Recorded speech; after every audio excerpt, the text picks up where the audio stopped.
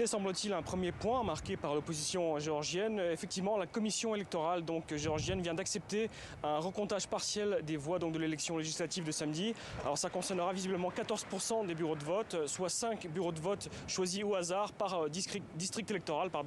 Et donc voilà, on sait que depuis le résultat de samedi et dimanche matin, l'opposition a tout de suite contesté très fermement l'issue de ce scrutin, accusant le parti au pouvoir, Rêve géorgien, arrivé en tête, d'avoir falsifié, voire même volé l'élection au peuple géorgien, je cite.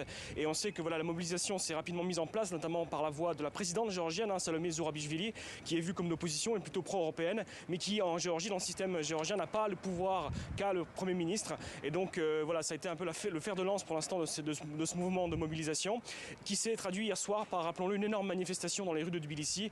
Environ 50 000 personnes étaient réunies près du Parlement géorgien pour contester encore une fois le résultat de l'élection, surtout des jeunes dans la rue bien sûr, mais toutes les générations confondues étaient présentes.